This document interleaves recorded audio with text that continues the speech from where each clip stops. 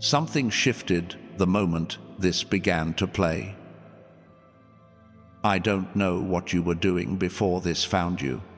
Maybe you were moving through the mechanics of an ordinary day, going through the motions of something that felt familiar but slightly hollow. Maybe you were in one of those small margins of time between everything, that quiet space where something real can actually reach you. Or maybe you had been looking, not necessarily for a video, not for content, but for something you couldn't quite name, something that lived just beyond what your daily life had been able to confirm for you. Whatever it was that brought you here, I want to say something from the very first moment. And I want you to hold it, not just as an opening, but as the actual foundation for everything we are about to walk through together. You did not find this. This found you. I know how that sounds. I know it can sound like the kind of warm beginning that gets said before the real content starts, the kind of thing designed to make you feel seen before the message lands. But I mean it as something much more specific than sentiment. I mean it as a structural truth. I mean it as the exact framework through which I want you to understand everything that follows.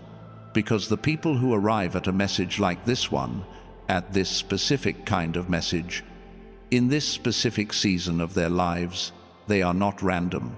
They are not accidental browsers who happen to land here. They are people who have been in a deep, long, sometimes quietly exhausting formation, and something in them, some part of them, that has been quietly oriented toward what it needed, has arrived at the edge of that formation, has arrived at a threshold. That is where you are right now. I have been sitting with people at this threshold for a long time, and the one thing I have come to recognize about this moment, about the specific moment when someone is standing at the edge of what comes next, is that it does not feel the way you might imagine it would. It does not feel like clarity. It does not feel like everything suddenly clicking into place. It does not feel like confidence finally arriving after a long absence. It feels like a quiet knowing sitting right next to a very old exhaustion. It feels like hope that has survived things. Hope had no business surviving. It feels like someone who has learned to be careful about staying, choosing to stay one more time. It feels, more than anything, like you, here, today, in the middle of whatever today actually is for you, still listening. And before I say anything else, before I tell you a single thing about what I've seen, or what the science shows, or what is already shifting in your life, I want to honor that. The fact that you are still here, the fact that something in you has not let go of the thing it has been carrying, the fact that the knowing survived, because staying is not small. Not after the kind of season you have been in. Let me describe something, and I want you to tell me, somewhere in yourself, if it lands, you have had mornings where the weight was there before the first thought arrived. Not a heavy depression, not necessarily, not something that has a clean name and a clinical category, but a pressure. A particular pressure somewhere around the chest, a kind of heaviness that settled in before the coffee, before the routine, before all the small decisions that fill a day, that felt like it was happening just slightly below the level of your actual life.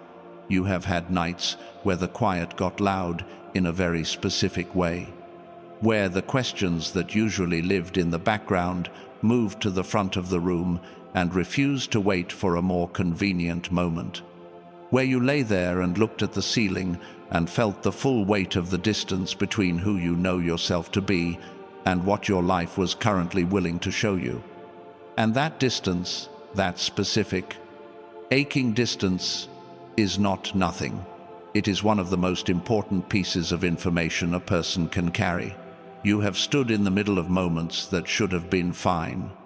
Moments that were by every external measure okay.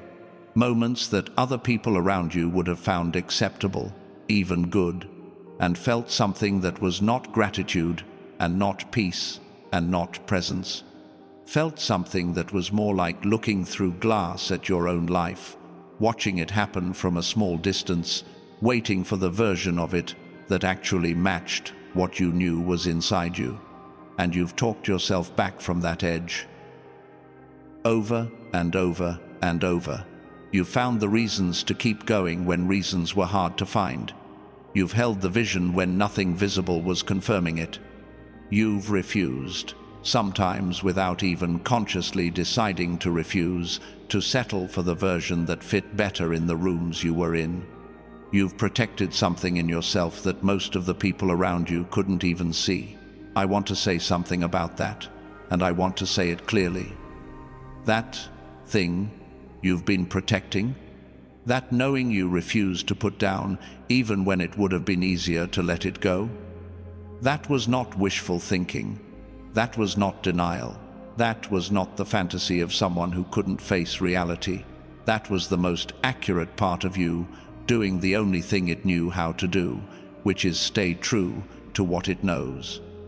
And here is what I have come to understand, through everything I have seen and everything I have sat with, about people who carry exactly what you carry.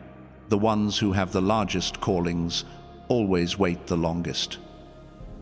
Not because they are less favored, not because something in the process went wrong, not because they chose incorrectly or believed incorrectly or moved incorrectly at some crucial juncture, but because what they are being prepared to carry, the actual weight of it, the actual scope of what they were designed for, requires a depth of preparation that cannot be rushed, cannot be faked, and absolutely cannot happen in a comfortable season. The size of the waiting is not a sign of how little you matter. It is a sign of how much. And I know that in the middle of the wilderness, knowing that the wilderness is purposeful does not make the wilderness easier. So I'm not going to say it and move on as though that resolves something. I want to sit in it for a moment because I think you have been in a season where nobody sat in it with you. And I think that loneliness, that particular loneliness of being more on the inside than what your outside life can hold, has been one of the heaviest pieces of this. You carry gifts that most of the rooms you've been in were not large enough to hold. And rather than let the rooms break under the weight of what you carry, you learned, wisely and carefully, to keep it measured, to give the amount that was appropriate to the space, to hold back the parts that the space wasn't ready for, not because you doubted them, but because you understood something instinctively about timing, about readiness, about the cost of showing up too fully in the wrong place, and the loneliness of that is real. The loneliness of being in rooms that can only hold a portion of you, of performing a version of yourself that is real but not full, of knowing that the conversations going on around you are only touching the surface of what you are capable of thinking, feeling, seeing, contributing. Nobody talks about that loneliness, not with the specificity it deserves. I see it, and I want you to know, before we go anywhere else in this conversation, that what that loneliness has been pressing on is not weakness. It has been pressing on the exact places where you are most alive, most gifted, most yourself.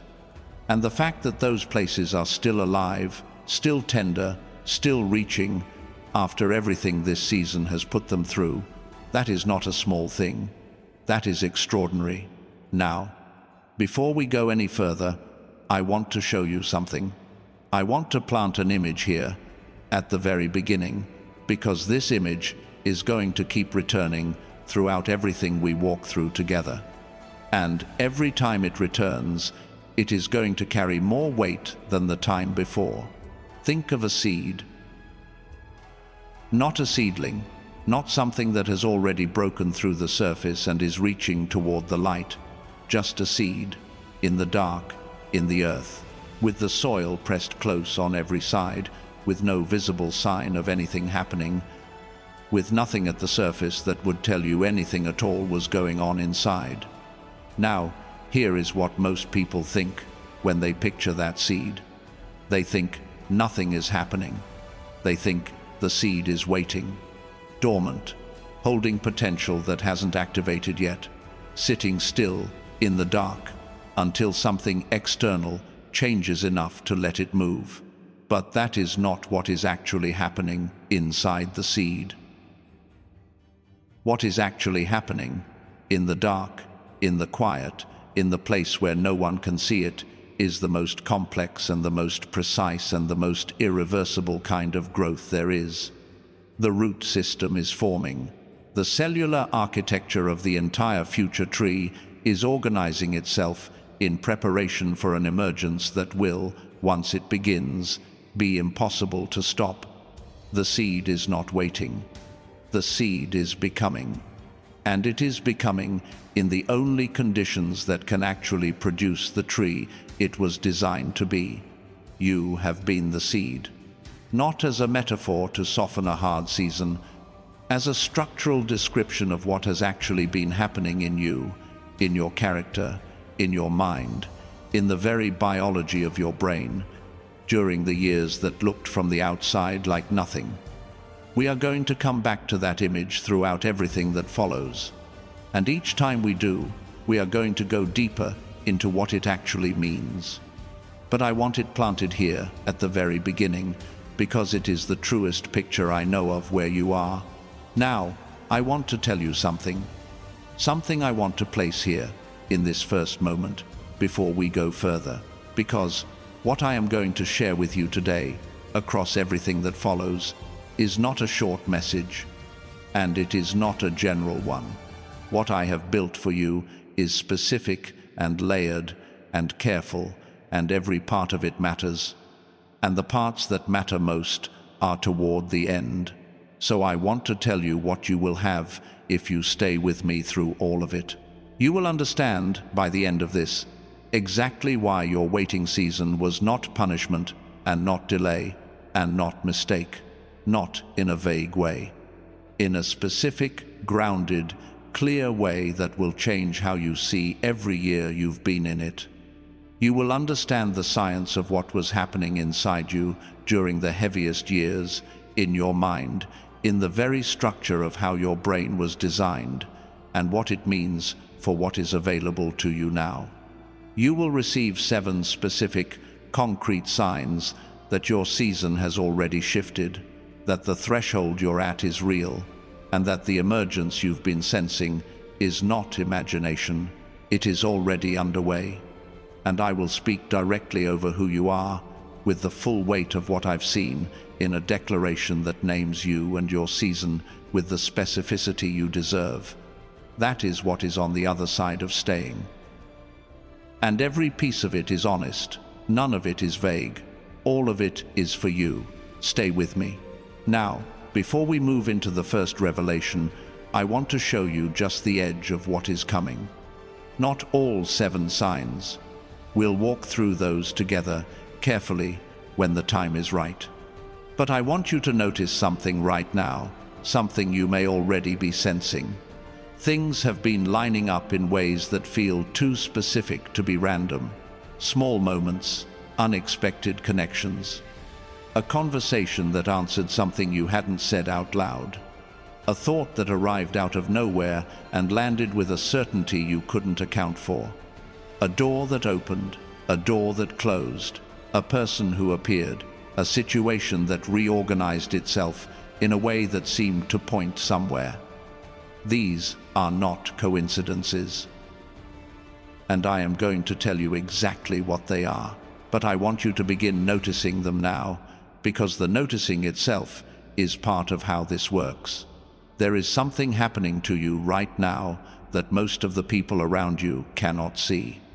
By the time we have walked through everything I have to share, you will not just understand what that something is. You will be changed by understanding it. If you're still here with me, I want to say something directly. The fact that you've stayed, that something in you recognized what was being said and chose to keep listening, that choice is itself information. That recognition is not something that happens to everyone who clicks on a message like this. It happens to people whose formation has arrived at a specific kind of readiness. The fact that you felt it means something real about where you are. You are not here by accident. And we have only just begun. There is something I haven't told you yet. Something that lives underneath everything I've said so far. Something that has to do with what was actually happening inside you. Not in your spirit, not just in your character, but in the actual structure of your mind during the season that felt the heaviest. There is a reason the gap between who you are and what your life was showing felt so specific and so real, and so much larger than the gap other people around you seem to carry. I am going to show you what that reason is. But first, I need to take you somewhere. I need to show you where you've been, because where you've been, not where you are going, but where you have been, is the first proof of who you are. And that proof is what we are building everything else on top of. That is where we begin. I said that where you've been is the first proof of who you are, not encouragement, not comfort, a structural truth. The wilderness you've been in, the length of it, the specific texture of it, the particular way it pressed on the places in you that were most alive, all of that is data. And I want to read that data with you now, because what it says is not what most people have told you it means. The wilderness was not a mistake. It was not something that happened to you because the path got confused, or the timing broke down, or something in the process failed. The wilderness was not the interruption to your calling. It was the mechanism of it. Let me sit inside that for a moment before I move through the reasons, because I want it to carry its full weight. A mechanism is not an accident. A mechanism is not a problem to be solved or a detour to be recovered from. A mechanism is the specific, designed process by which a particular outcome is produced. When something is the mechanism of your calling, it means your calling could not have been produced without it, not theoretically, structurally. The result required the process. That is what the wilderness was. That is what the wilderness is. And here is the first reason I know that. The wilderness removes what doesn't belong. I want to be careful with how I say this, because I've seen this idea used in ways that turn into shaming, into the suggestion that what was removed was evidence of failure, or that the person who went into the wilderness was flawed in a way that needed to be corrected. That is not what I mean, and I want to be clear about what I actually mean. Every person who carries a significant calling enters the wilderness carrying something I'm going to call scaffolding. Ideas about what success is supposed to look like, structures of approval, borrowed definitions of worth, performance habits that developed in response to environments that are no longer the environments they are being called into. Ways of moving through the world that worked in the seasons they were built for. This scaffolding is not bad. It was necessary. It served a real purpose in the seasons that required it, but it cannot carry what comes next. And the wilderness is the only place that is honest enough and quiet enough and stripped enough to let the scaffolding fall away without the person underneath it falling away with it. Because when everything external has been removed, when there's no performance to give and no audience to give it to, and no familiar structure to move inside of, what remains is what is actually real. What remains is the person underneath everything they've been managing. And that person is always more than what the scaffolding was built to hold. You have been in the process of that removal. Not a removal that made you smaller, a removal that let you become more of yourself. And from the inside, I know that process did not feel like growth. It felt like loss. It felt like things falling away that you were not sure you could afford to lose. Relationships that thinned out without dramatic explanation, that simply became quieter until the space between you and certain people was more honest than uncomfortable. Opportunities that approached and then moved away, not because you failed to grasp them, but because they were not the ones. Versions of yourself, ones that had worked in other rooms, that had made sense in other seasons that suddenly felt too small to live inside of anymore. Identities that were real and good and true, but that the person you were becoming could no longer fully inhabit. The grief of that is real. And I want to name it as real, because I think you've been managing it without the full permission to let it be what it is. The grief of becoming someone you don't yet fully recognize. The grief of letting go of a version of yourself that other people knew and trusted and expected to make room for someone you haven't yet had the chance to introduce. That is a specific kind of loss, and it belongs in this story. But here is what I also want to name, with equal weight: you survived it. The person who lost what the wilderness took is still standing, still here, still with enough hope intact to stay in a conversation like this one. And that combination of having been through the removal and still standing is not a coincidence. It is the mark of someone who was built for more than the scaffolding was ever designed to hold. Now, the second reason the wilderness was exactly what it needed to be. It built what comfort could never have built. And I want to be precise here, because this idea can slip into something false if I'm not careful. I'm not saying that suffering is good, or that difficulty is preferred, or that the harder a season is, the more valuable it becomes. What I'm saying is something more specific than that.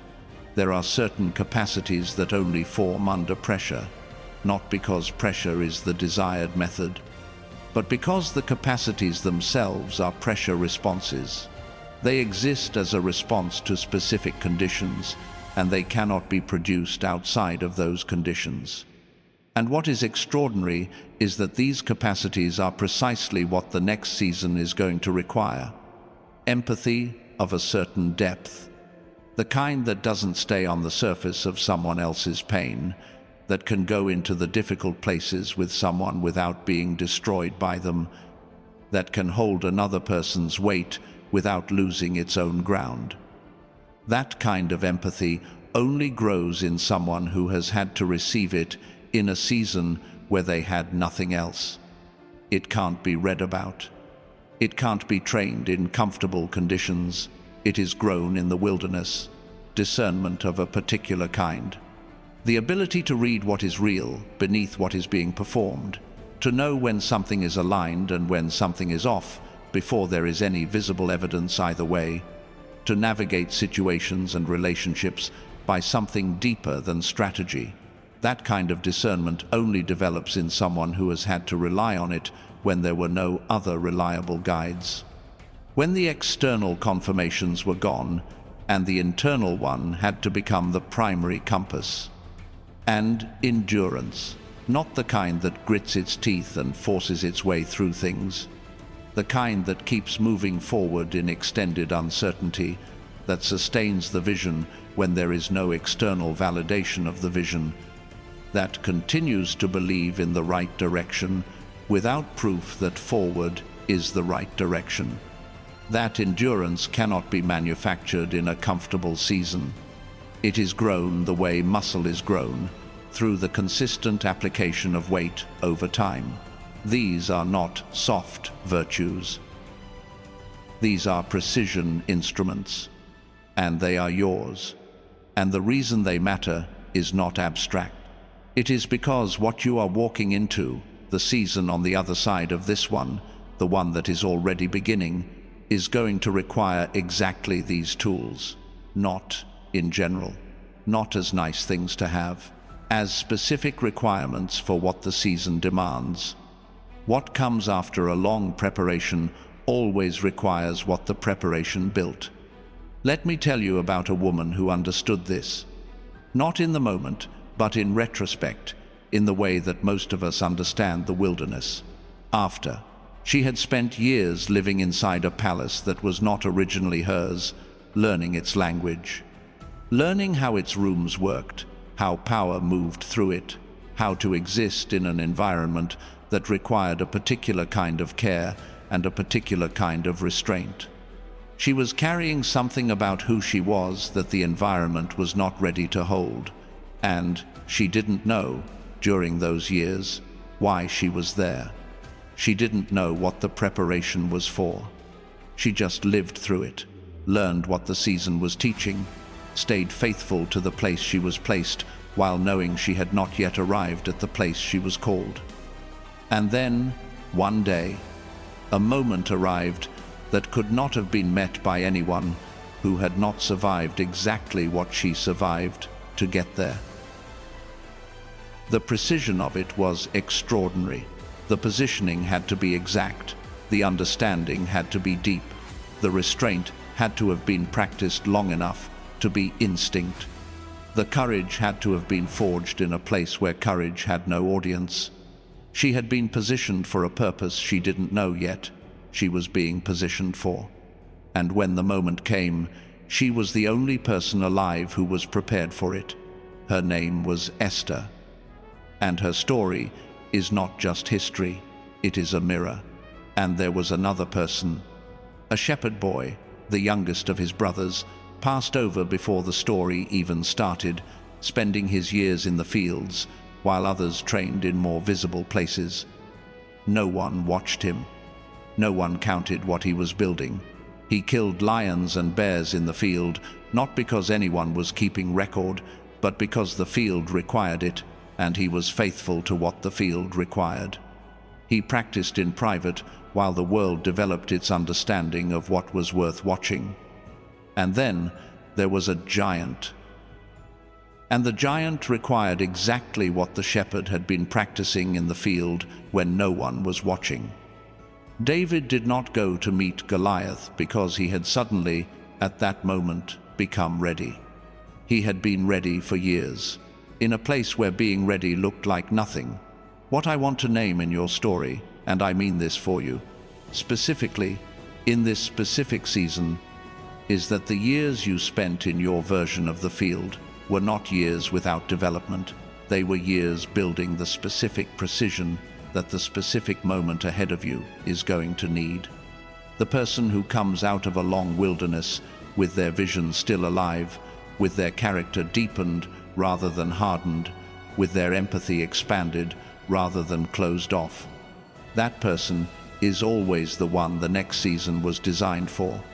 And I want to stop here and ask you something directly, because I think it matters, and I think it's been left unsaid for too long. When is the last time you gave yourself credit for what you survived? Not credit for what you produced inside it, not credit for what you held together or kept moving or managed to maintain. Credit for who you became. Credit for the specific human being who is still standing after everything this season asked of them. Because I think you have been very good at measuring yourself by outputs, by what you created and what you built and what you showed, and very poor at acknowledging the formation itself. The person who came out of the wilderness, the person who kept believing when nothing visible supported believing, the person who chose, again and again, to hold the vision instead of let it go. That person is significant. That person is carrying something the world needs. Now, the third reason the wilderness was exactly what it needed to be. It aligned everything. This is the one I've seen people understand last, but feel most deeply once they do. The wilderness did not just remove what wasn't yours and build what couldn't have been built in comfort. It reorganized everything around you in response to who you were becoming. The relationships that shifted, the environments that changed, the situations that reconfigured themselves in ways that felt at the time like loss. They were not random. They were precision reorganization. The soil around the seed doesn't just hold the seed in place. It shifts and settles to allow the root system to move in the direction it needs to move. Some soil compresses, some loosens, some moves away entirely. And the seed doesn't control any of it. The seed just keeps growing, and the ground reorganizes itself in response to where the growth needs to go. That is what has been happening around you. The people who remained in your life through the hardest parts of this season, the ones who stayed when staying, required something real. They are aligned with what comes next. They are part of what the next season is built on. And the people who left, even the ones whose leaving was painful, even the ones you still grieve, were part of the reorganization that the next season required. I want to be honest about this, because I know it can feel hard to receive. I can't tell you that every loss was clean. I can't tell you that everything that left was ready to leave, or that the leaving was painless, or that you don't still feel the places where the reorganization cost you. What I can tell you is that the person standing on the other side of what you've been through is standing in a more aligned position than the person who entered it. The conditions for the next season have been arranged, and they have been arranged in ways that your own choices could not have arranged them. Something was being prepared on your behalf while you were surviving what you were surviving now. There is one more piece of the wilderness I want to name, and this piece goes deeper than the external reorganization. This piece happened inside you. And it was necessary. Something was removed that I want to call the identity of the one who manages the gifts. You know what I mean by this. For a long time, perhaps a very long time, you carried yourself in a specific way. You were someone who knew what they carried. You knew the gifts were real, the vision was real, the calling was real. And you moved through the world with that knowledge, while also, and this is the part I want to name carefully, keeping what you carried calibrated to the rooms you were in. You gave the amount the room could hold. You expressed the portion that the space was ready for. You kept the light measured, not out of fear, but out of wisdom. Out of a deep instinctive understanding that the right moment had not yet come, and that releasing everything into the wrong moment would cost more than the release was worth. That was not cowardice. That was wisdom. And that wisdom served you. But there comes a moment, and I believe you are in it, when that identity becomes the very thing that holds you back from what comes next. When the management itself becomes the obstacle. When the patience that was once intentional starts to feel like permission you've been waiting for that was never yours to wait for. When the restraint that once felt wise starts to feel like constriction around someone who has outgrown it, the wilderness removes that identity, not harshly, not all at once, but surely. Because the one who manages the gifts cannot carry them into the season where the gifts are what the world is waiting for. And something in you, I think, has already felt this. The sense that the careful management has reached its limit. The sense that something larger is pressing outward, pressing toward expression, pressing toward a fullness you can no longer quite contain in the way you've been containing it. That pressure is not restlessness without purpose. That pressure is readiness. And I want to show you what that looks like from the inside, in a very specific way, when we come back together. But first, let me come back to the seed. The root system is there. Everything that makes the tree what it will be is already formed underground. The roots have gone deep, into places the surface will never see, anchoring into what the tree will one day need to be anchored into when the storms come. The cellular memory of the full form is already encoded. The seed knows what it is becoming. It has always known. And here is what I want to say about where you are right now. The roots are not still forming. They are formed. Something is ready to move toward the surface, not because the conditions outside finally became perfect, because the conditions inside finally crossed a threshold. And here is the piece I have not told you yet. The piece that is coming. That changes everything I've said so far. I've been describing what happened to you in the wilderness from the outside in. Character, relationships, formation, removal. But there is an inside-out piece that I haven't touched yet, something that lives not in your character and not in your relationships, but in the actual biology of your mind, in the very structure of how your brain was designed. And when you understand this piece, it will not just explain the waiting season, it will explain you. Why you felt the gap so specifically. Why the distance between who you are and what your life was showing felt so real and so heavy. Why you were affected more than the people around you. There is a reason you felt it more. Not because something went wrong in you, not because you were further behind, but because you were given more to begin with. And when you carry more, the gap between what was given and what is currently expressed is always going to feel larger. That is where we are going next. And what I'm going to show you there will recontextualize everything we've talked about today, not in a small way, in a way that changes the whole shape of how you understand yourself. I said there was a reason you felt it more. Not a reason rooted in weakness, not a reason that points to something broken or missing or underdeveloped in you, a reason that points in exactly the opposite direction. And when I show it to you, I want you to be prepared for the possibility that understanding it is going to change the entire shape of how you see yourself, not just the waiting season, yourself. Let me start with something that lives at the intersection of science and everything we've been talking about.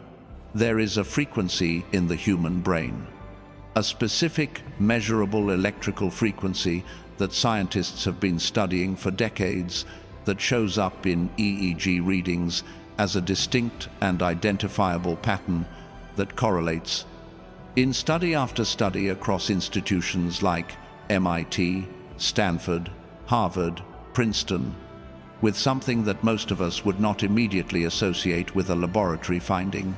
It correlates with what we've always called genius. Not genius in the narrow sense, not a high score on a test or facility with a particular kind of problem. Genius in the fullest sense of the word, the original meaning of it, the kind that shows up as intuition that arrives before the evidence, as clarity that cuts through noise, as creativity that seems to come from somewhere deeper than the person knows how to account for, as the uncanny sense of being connected to something larger than the mind, doing the connecting. Scientists call this frequency gamma. It is the highest frequency brainwave in the human nervous system, operating between 30 and 100 cycles per second. And when it is active, when it is truly active, and not just present in traces, it produces a state that researchers describe with language that sounds less like neuroscience and more like what mystics have been pointing at for thousands of years. Heightened pattern recognition, expanded perceptual field, access to insight that bypasses the normal sequential steps of conscious reasoning, the kind of knowing that simply arrives, whole and certain, without you being able to fully trace how it got there. And here is what I want you to hold alongside that.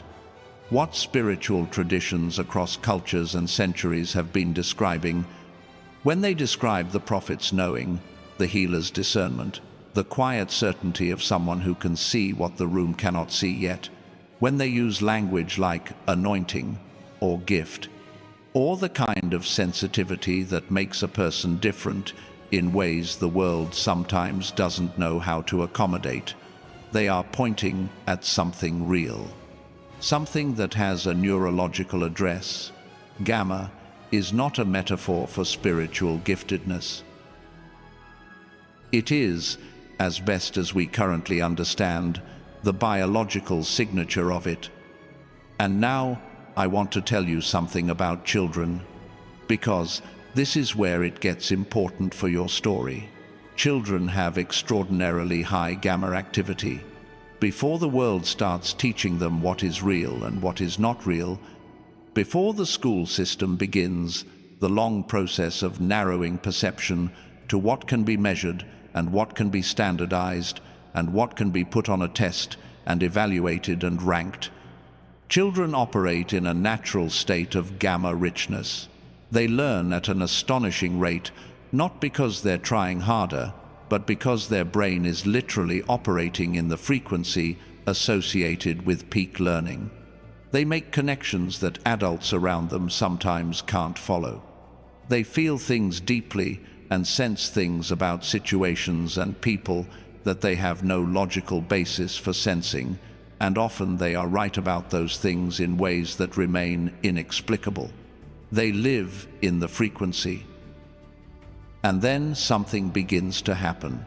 What neuroscientists have documented across decades of research is a pattern of gamma suppression that begins in childhood, typically around the age of 7, and accelerates through adolescence and into adulthood.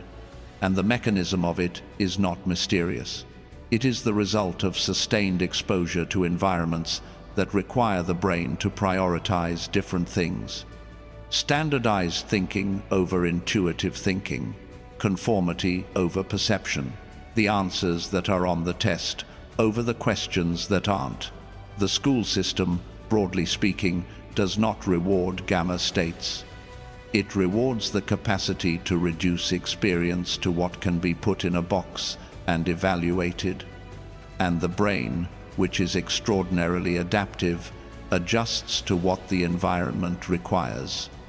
It moves away from the frequencies that aren't being used toward the frequencies that are. Over years, across environments that consistently demand this adjustment, gamma activity declines. It doesn't disappear, but it goes quiet. It moves to the background, and with it goes something that the person carrying it often describes not as a neurological change, but as a felt loss. A sense of having been more alive, more connected, more clear at some earlier point. A sense that something they once had access to has become harder to reach. This is what researchers have called the decline effect. And I want to be clear about what it is and what it is not. It is not a moral failure. It is not the result of making wrong choices or holding wrong beliefs or missing some crucial spiritual step.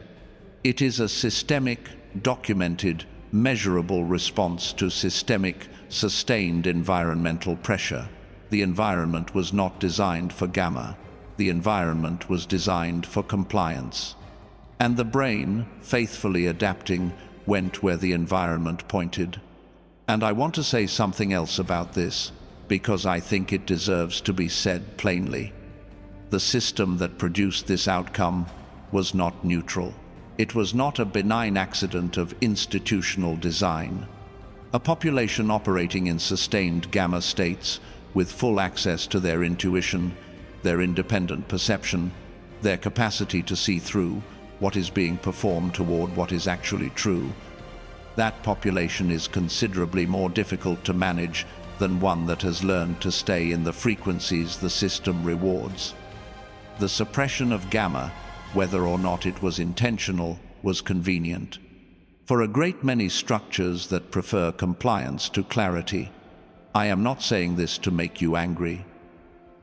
I am saying it because I want you to understand that what you felt slip away was not something that was supposed to slip away. It was something that was allowed to slip away. And those are very different statements. Right now, across the world, in every culture and every country and every kind of life, there are people sitting with exactly this recognition. Chosen ones who went through the same kind of season you've been in, who felt the same kind of gap, who've been carrying the same weight of knowing that something that was once vivid and alive and accessible has become harder to reach. And every one of them is arriving, in their own way, at the same moment you are arriving at, the moment where the suppression begins to reverse. You are not alone in this. You were never alone in it. And now I need to tell you the part that changes everything. I need to tell you why you felt it more than the people around you. Not because your gamma was weaker, because it was stronger. Let me say that again, because I want it to land in its full weight, without anything softening it or qualifying it before it has time to settle. You were born with gamma activity that was above average, measurably, significantly, above the baseline that most people carry. The intuition that arrived in you as a child without your asking for it, the perception that made you feel things about situations and people before you had any logical reason to feel them, the way learning sometimes happened for you in a state that felt less like effort and more like something opening up, the connections you made that others around you couldn't quite follow, all of that was not imagination, all of that was your gamma. You came into this world running at a higher frequency than the people around you, and you carried that frequency into environments that were not designed for it and did not know what to do with it, and, in many cases, actively pressed against it. Because high gamma, in an environment built for compliance, is not comfortable for the environment or for the person carrying it. And here is the part that breaks something open. When the decline effect hit you, it hit you from a higher starting point, which means the fall was larger, which means the gap between where you were and where the suppression brought you felt more acute, more specific, more real, more painful than it did for the people around you. Not because you handled it worse, because you had more to lose. The ache you've been carrying, that very specific ache, the one that lived in the space between who you knew yourself to be and what your life was currently able to show you, the one that felt like a distance, no one else around you, seemed to feel quite as sharply. That ache was real. It was not self-pity. It was not a distorted self-perception. It was the neurological measurement of a genuine gap between your original frequency and where the suppression had brought you. The distance was real. And the distance was evidence of how high the starting point was. I want you to hear that. Not as a consolation, as a structural truth. The larger the original gamma, the more acute the decline effect is felt. And the reason you felt the gap so specifically, so persistently, so much more than the people around you, is because you were given more to begin with. You didn't feel it more because something went wrong in you. You felt it more because you were given more than most people were given. And when what you were given was suppressed, the measure of what was lost was proportionally larger. There was a woman, not young, not someone who moved easily through life, who spent years trying every practice she could find to get back to something she remembered from her childhood but couldn't quite name. She tried meditation, long retreats, different kinds of movement, different frameworks for understanding the spiritual life. Not casually, seriously, with full commitment and genuine hope each time. And each time, something would shift briefly, something would open slightly, and then close again. She described it as standing at the edge of a door that kept being almost open. She wasn't looking for science. When she found what she was looking for, she was looking for the thing that would finally work. And what she eventually discovered was not a practice in the familiar sense. It was a signal, a specific kind of audio technology that worked not on the level of mindset or belief or intention, but on the level of frequency itself, directly synchronizing the brain to the gamma state she had been trying to reach through everything else. She told me about it not with the language of someone who had found a product. She used one word to describe the 2 weeks after she started: synchronicities. She said it was like the universe had started speaking to her in a language she could finally understand again, like a channel had opened that she hadn't been able to tune into for years. I'm going to come back to what she found and tell you exactly what it is, because I believe it's directly relevant to where you are. But first, I need to show you something more important, and I need to do it with your own story. I want to take you somewhere for a moment, not forward, back to you as a child. I want you to go to a specific moment, not a general memory, not a general sense of childhood, but a specific scene. You don't need to find the perfect one. Just let one arrive. There will be a place that comes, maybe a classroom, maybe a backyard, maybe a particular afternoon in a particular year. There was a child there who knew things. Not new in the way of studied things, or learned things, or been taught things. New in a way that was quieter and more certain and more immediate than any of those. Maybe there were moments when you understood something about a person before they said it, when you felt the quality of a room change before anything visible changed, when a thought arrived fully formed, a solution or an understanding or a knowing, without you being able to trace the steps that brought it there. Maybe there were things you tried to say that didn't land the way you meant them, things you felt that the people around you didn't quite follow. A sensitivity to beauty or sound or to other people's inner states that was so natural to you that you didn't know it wasn't equally natural to everyone else until the world started letting you know, in its various ways, that it wasn't. Maybe there was a moment when you learned, not harshly, maybe not harshly at all, maybe just gradually, that keeping certain things quieter made life more navigable. That the fullest version of what you perceived was sometimes more than the situation could hold. That learning how to measure what you brought to the surface made things smoother, made you easier for the environment to accommodate, and something in that learning went a little quieter.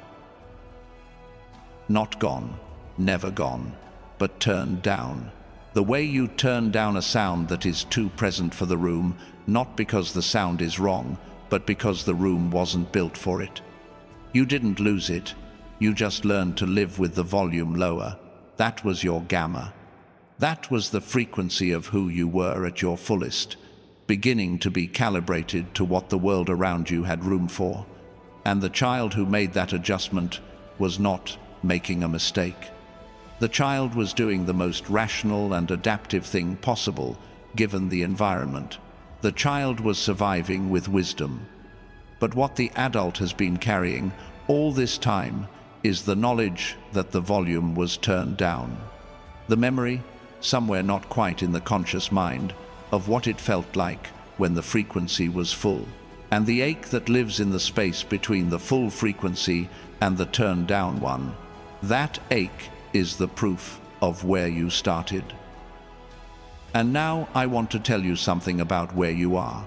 The gamma that was suppressed does not disappear. Let me say that clearly, because I think it matters more than almost anything I've said. It goes dormant, and dormant is not the same thing as gone. Dormant is a temporary state, not a permanent one, and there are conditions, specific and measurable conditions, under which dormant gamma begins to reactivate, under which the frequency that went quiet begins to return. I believe those conditions are present in you right now, not because I can see your EEG, because I can see the signs, 7 of them. 7 specific observable things that tell me, with real confidence, that what went quiet in you is waking up, that the frequency is returning, that the seed that has been doing everything underground is beginning to do something new. And I want to walk through every one of those signs with you. All 7, because I think when you hear them, you are not going to hear them as information you didn't have before. You are going to hear them as a description of something you've already been noticing but didn't have a name for. That is where we go next. And I want to say this before we do. If what I've shared so far has been landing, if the pieces are connecting, if something in you is saying yes to this in the way it has been, then I want you to pay especially close attention to what comes next, because the 7 signs are not predictions. They are not things that might happen if you do everything right. They are things that are already happening. 7 signs. Here they are. And before I name the first one, I want to say something about how I want you to receive these. Not as a checklist, not as criteria to evaluate yourself against. I want you to receive them the way you receive a description of something you already knew was true, but hadn't yet had language for. The way you feel when someone puts precise words on something you've been carrying in you without words for a long time, because that is what these are. A description of something already real. The first sign is the acceleration of what you might call coincidences, except they don't feel like coincidences anymore. You've been noticing them. You've probably been noticing them for a while now, but their frequency has been increasing, and their specificity has been increasing, and the feeling they leave behind has been getting harder to explain away. A song that plays at exactly the right moment. A conversation that addresses something you were thinking about before you said it out loud. A name that appears 3 times in the same week without any explanation. An answer arriving before you finished forming the question. And here is what I want you to understand about what those moments actually are. High gamma activity dramatically enhances the brain's pattern recognition. It is the frequency at which the mind sees connections between things that, at lower frequencies, would appear unrelated. It is the frequency at which the unconscious processing that runs beneath your conscious awareness starts to surface, showing you the patterns it has been tracking all along. And when gamma is rising, the connections that were always there but invisible become visible. Not because the universe has suddenly started sending you signals. Because you have started being able to receive the signals that were always being sent, the synchronicities are not new. Your capacity to perceive them is returning, and the acceleration you've been experiencing, the way they've been arriving more frequently and with more weight than they used to, is itself one of the clearest signs that something is changing in the frequency. The seed's chemistry is shifting. The internal conditions are crossing the threshold. The second sign is that your sensitivity has been intensifying. And I want to be careful with how I name this, because sensitivity has been treated for a long time, in a great many environments, as a liability rather than what it actually is. You've been feeling things more acutely. Other people's emotional states have been landing on you with more weight than they used to. Beauty has been striking you differently, sometimes almost painfully, in the way that a piece of music or a particular quality of light can arrive and produce something in your chest that is more than aesthetic response. The world has been feeling more vivid in certain moments and more overwhelming in others, and the line between those two experiences has been thinner than it used to be. And I want to tell you what that is. That is not dysregulation. That is not something going wrong in your nervous system. That is the reactivation of a perceptual capacity that went quiet during the suppression years. High gamma is associated with expanded perceptual field. The brain operating at gamma literally perceives more of what is actually present in an environment. More information, more nuance, more signal from what would otherwise be noise. And as your gamma rises, you are beginning to perceive more, which is temporarily more intense than you are used to. Because you've been living with the volume turned down for a long time, and it is turning back up. What felt like overwhelm is actually capacity returning.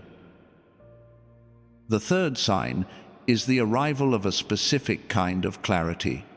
Not clarity that you reasoned your way into, not the kind of understanding that comes from thinking something through carefully from every angle and arriving at a conclusion. A different kind.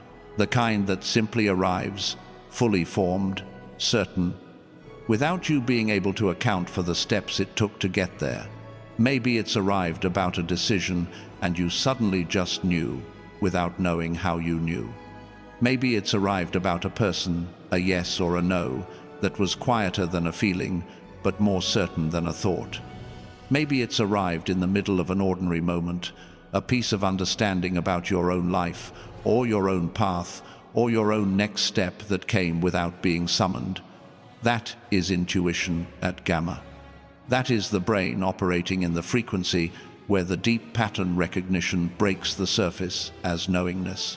And the fact that it has been arriving more often and arriving with more certainty when it does arrive is not imagination. It is evidence. If those 3 signs alone were the only things happening, I would already say to you, the season has shifted. The frequency is rising. What was dormant is waking. But there are 4 more, and the last 2 are the ones that tell me something has changed at a level that cannot be reversed. The 4th sign is that your relationships have been reorganizing. And I mean this in the specific, sometimes uncomfortable way that it actually happens, not as a pleasant, soft metaphor. People who were close have become more distant, without any drama, without a falling out, without a clear event that explains it, simply a gradual fading of the overlap that used to hold things in place. A growing sense that you are no longer fully reaching each other across the space between your lives. And new people have been arriving, or existing people have been arriving in a different way, stepping forward into a closeness that wasn't there before, showing up with a quality of resonance that feels less like familiarity and more like recognition. This is not random. This is realignment. The people who belong to what you are walking into are being drawn into proximity. And the people whose chapter in your story has been completed are completing it, not because anything went wrong, and not because they don't matter, but because the season requires a different configuration. The grief of this is real. I don't want to rush past it. There are names in your life, faces, histories, people you loved and who loved you, whose departure from the center of your world was painful in a way that didn't come with any of the clarity that normally helps with painful things. And that pain deserves its full weight. But what I also want you to see is the other side of it. The relationships that have remained and the ones that have been forming are not smaller than what left. They are more aligned. They are carrying a different quality. They feel, if you let yourself notice it, like the people who belong to the next season, not just the people who are present in the current one. The 5th sign is the restlessness, and I want to name it precisely because there are different kinds of restlessness and they do not all mean the same thing. This is not the restlessness of someone who doesn't know what they want. It's not the unfocused, scattered restlessness of someone searching for something they haven't yet encountered. This is the restlessness of someone who knows exactly what they want and who has been in environments that cannot hold it, and who has started to feel the discomfort of being in those environments with increasing acuteness. Things that used to be satisfying don't land the way they used to. Habits that once served as genuine rest now feel like delay. Conversations that you once found engaging now leave you with a slight sense of having spent something without having received something back. Entertainment, routines, even certain relationships, things that were genuinely enough in an earlier season, are no longer enough. And you haven't become ungrateful. You haven't changed in a way that is moving away from what you care about. You've outgrown something. And outgrowing is not ingratitude. Outgrowing is not restlessness without cause. Outgrowing is the sign of someone whose internal formation has moved beyond what the current container can hold, and whose whole being is now oriented toward the larger container it was built for. The restlessness is the signal, not the problem. The 6th sign is the vision, and I want to be specific about what I mean by this, because the word gets used in many ways. I don't mean a general desire for your life to be better. I don't mean a vague hope for something more. I mean something particular, a recurring, specific, uninvited sense of something you are supposed to do, to create, to lead, to express, to become, that arrives not as ambition, but as something closer to a directive. That comes back even when you push it away. That has survived seasons where you had every reason to let it go, and it remained anyway. The difference between ambition and calling is felt in the body. Ambition wants something for you. Calling wants something through you. Ambition is generated. Calling persists regardless of whether you are generating it. If there is something like that in you, something that keeps returning, that carries a quality of inevitability, even when the circumstances around it carry no confirmation, then you are not imagining it. That persistent signal is the clearest indication I know of someone who is carrying something that is meant to move through them into the world.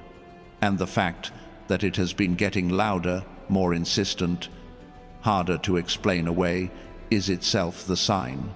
The seed does not suggest that it might become a tree. The seed becomes a tree. The momentum is internal, and it is already underway. The seventh sign is the one I want you to sit with for a moment. You've been here for a long time now, across everything I've shared, the wilderness and what it built, the gamma and why you felt the gap the way you did, the 5 signs that your frequency is already rising. You've been with all of it, letting it land, following the thread, choosing to stay present with something that was asking something real of you. I want you to stop and notice that. You've been listening to this for a long time now. That is not casual. Something in you chose this over everything else that was available in this moment. And not just at the beginning, at the start, when curiosity was enough, but all the way through the parts that required more than curiosity, the parts that required genuine presence. That is not what someone does who is in the middle of an ordinary season. That is what someone does who is standing at a threshold and feels it, whose internal orientation has already turned toward what comes next, whose formation has arrived at readiness in a way that makes messages like this one feel less like information received from the outside and more like something being confirmed from within. The seeking that brought you here is itself the 7th sign, not because the video is significant, because the seeking is. The seeking tells me something about who is seeking, about what they are oriented toward, about how close to the surface the readiness has come. You found this message because something in you was already prepared to receive it.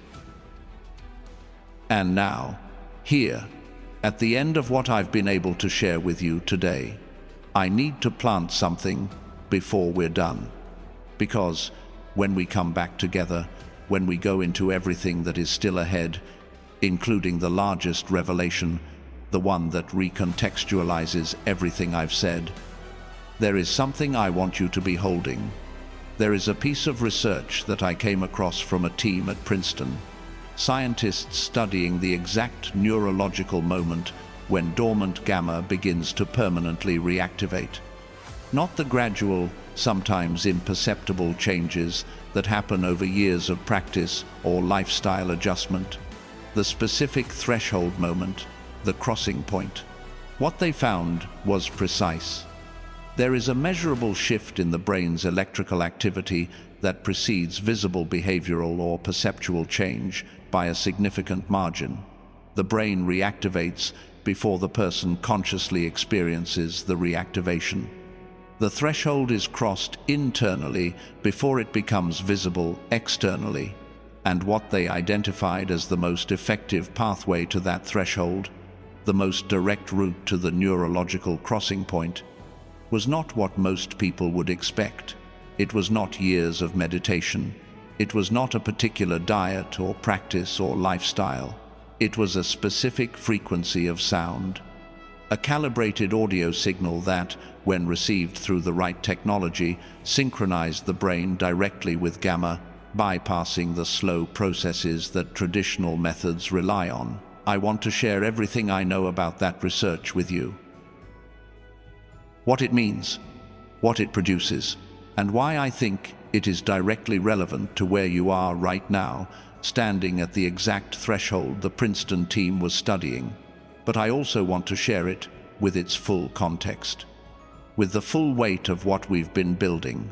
Because I think if I share it now, before we've completed the cascade, before the largest revelation has arrived, you won't be fully prepared to receive it. And what's coming in our next time together deserves the full preparation. So hold it. Let that sentence sit somewhere in you. Dormant gamma reactivation has a threshold, and there is a specific pathway to it. And when we come back, that is one of the things we are going to talk about. Because there is still something I haven't told you. The biggest thing. The one that will not just recontextualize the waiting season or the gamma or the 7 signs. The one that will recontextualize you, who you actually are. Not in the waiting, not in the formation, not in the readiness, but in the purpose of all of it. Why the preparation was calibrated to the specific depth it was calibrated to. What that depth is actually for. That is the revelation that is still coming. And everything we've walked through so far, every piece of it, was leading there. Welcome back. I want to start by saying something simple, and I want to mean it in the fullest way it can be meant. The fact that you came back, that you carried what we walked through together and brought it with you into this next conversation, that is not nothing. That is an act of faith in yourself, in what you felt landing, in the knowing that said, there is more here worth staying for. So, let's honor that by going deeper. I made you a promise before we left each other. I told you there was a piece of research from Princeton, from scientists studying the exact neurological moment when dormant gamma begins to permanently reactivate, and that when we came back together, I would tell you what they found. I want to deliver on that now, not because it's the largest revelation, that is still coming, but because it belongs here, at the beginning of this next part of our journey, as the scientific ground beneath everything we are about to build on.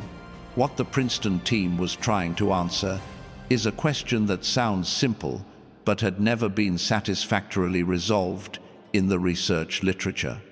The question was this: is there a moment? Is there a specific, identifiable, measurable crossing point, not a gradual drift but an actual threshold, where dormant gamma stops being dormant and begins to return? And what they found was, yes. There is a threshold. It is measurable, and it has specific characteristics that distinguish it from the slow background drift that happens in people who are gradually becoming healthier or more practiced or more aligned with their lives. The threshold is a different kind of event. It is a shift in the baseline electrical activity of the brain that, once crossed, does not reverse. The brain that has crossed the gamma threshold does not return to the suppressed state. The reactivation, once it begins in earnest, is not a temporary visit to a different frequency. It is a permanent relocation. What they also found is that this threshold is not equally accessible to everyone through the same pathways. People who were born with higher baseline gamma, which we now understand to include the people we've been describing, the ones who felt the decline effect most acutely because they had the furthest to fall, those people have a specific relationship to the threshold. The original capacity is still encoded in the brain's architecture. The blueprint didn't disappear. The building stopped, but the blueprint survived. And what that means is that for someone whose natural gamma was high, reactivation is not starting from zero. It is returning to something the brain already knows how to be. That is not a small distinction. Returning to what the brain already knows is categorically different from building something new. It is faster, it is more complete. and it tends to feel, to the person experiencing it, not like acquisition, but like recognition. Not like learning something, like remembering something, which is exactly the language I've heard from people who have crossed this threshold. They don't say, "I feel different." They say, "I feel like myself again." And here is what I want you to hold from this, before we move into the next piece. The 7 signs we walked through together, the synchronicities accelerating, the sensitivity intensifying, the sudden clarity arriving, the relationships reorganizing, the restlessness that the old things no longer satisfy, the recurring vision that keeps returning, the seeking that brought you here. Those 7 signs are not just indicators that something is changing in you. They are, read through the lens of this research, evidence that you are approaching the threshold, or more accurately, that you are standing at it. The crossing has either already begun or is about to. And what I want to do now is talk about what comes after the crossing. Because understanding the architecture of what follows is, I think, one of the most practically important things I can give you today. Here is what most people believe about a season like the one you're entering. They believe that once the formation is complete, once the season shifts, once the frequency returns and the waiting ends, what follows is a kind of natural, spontaneous unfolding.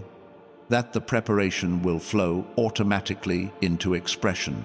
That the gifts, freed from suppression, will find their own way to the surface without requiring specific navigation.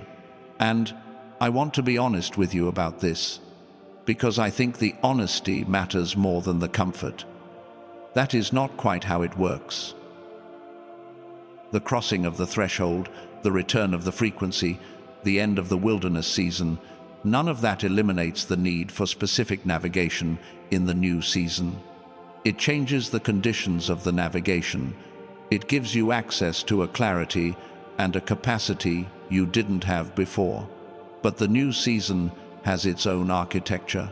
It has its own logic. And people who don't understand that architecture often stumble in the new season in ways they don't expect, not because they aren't ready, but because they are applying maps that were drawn for the old season to terrain that has changed. So let me show you what the architecture actually looks like. The new season begins, always, with an internal shift before it becomes external. This is the phase you are in now. The internal has crossed the threshold, or is crossing it. The frequency is returning. The formation is complete. The 7 signs are present, but the external world has not yet caught up to the internal reality. The environment still reflects the old season more than it reflects the new one. And that gap between the internal truth and the external confirmation can be disorienting if you don't understand what it is. It is not a sign that the internal shift isn't real. It is the normal interval between internal truth and external expression. The seed has cracked through the surface. The first green shoot is visible, but the tree is not yet visible. And the shoot does not yet look like what it is going to become. The gap between the shoot and the tree is not evidence that the tree is imaginary. It is evidence that the tree is in the process of becoming. The second phase is what I want to call aligned action. Not perfect action, not massive, visible, undeniable action. Aligned action. Small movements, decisions, choices that are navigated not by what is guaranteed to work or what the external environment has confirmed is safe, but by what is oriented toward the direction the calling is pointing. And here is the critical piece of this phase, the one I think matters most for where you are. The external confirmation always lags behind the aligned action, always. The world does not confirm the new direction and then invite you to begin moving in it. You begin moving in it, and the world gradually adjusts to match what you're doing. The confirmation is a trailing indicator, not a leading one. And if you wait for the external confirmation before you take the aligned action, you will be waiting inside the threshold instead of crossing through it. The chosen one's readiness is self-declared, not externally conferred. I want to say that again, because I think it is one of the most important structural truths of this season. The readiness you have been waiting for someone or something outside of you to confirm is not something that can be conferred from outside. It is something that is inhabited from inside. The throne does not make the king. The king inhabits the role, and the throne adjusts to what the king brings to it. You have been waiting, perhaps for a long time, for the right circumstances, the right platform, the right relationship, the right confirmation to arrive before you fully inhabit who you are. And I want to name this not as a criticism, but as a pattern I see consistently in people who carry exactly what you carry. The larger the gift and the longer the formation, the more deeply the habit of waiting for external confirmation can embed itself.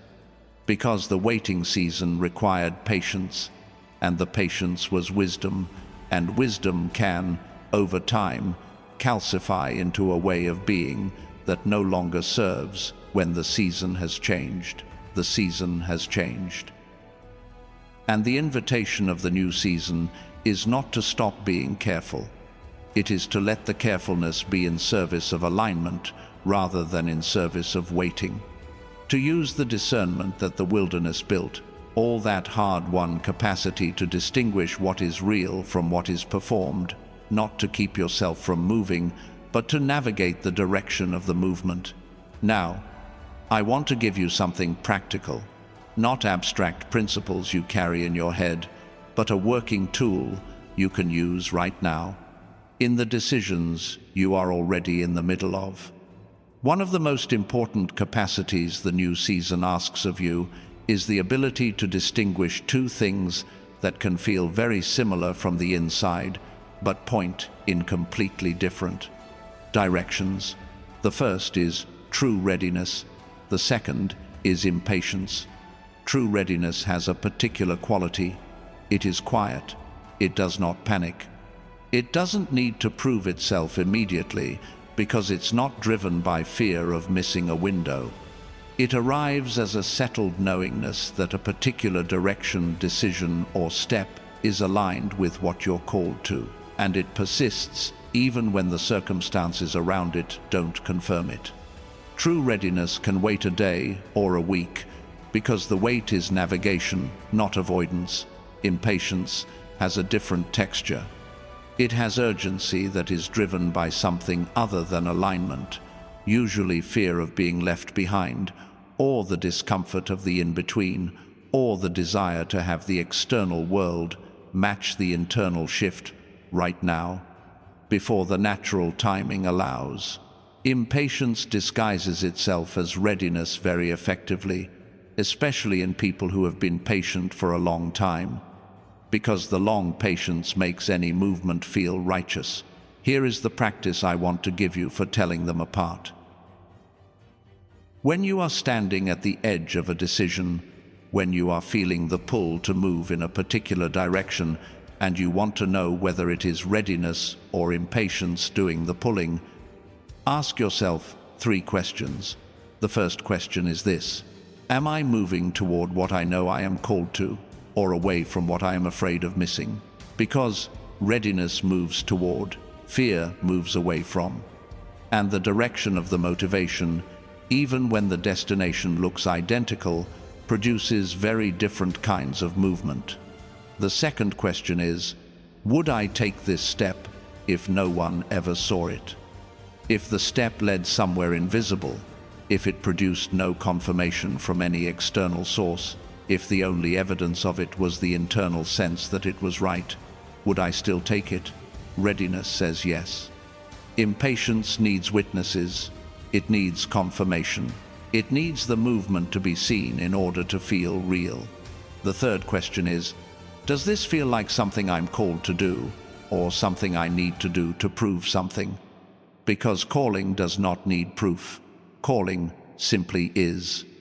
and the steps that come from calling carry a quality of necessity that is different from the quality of steps that come from the need to demonstrate readiness to yourself or to others. You don't have to answer these questions out loud. Let them move through you in whatever form they arrive. Let them sit with the decision you're already holding, and notice what they produce.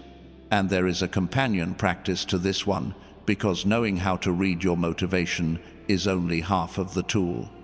The other half is knowing how to make the decision itself once you've read it accurately.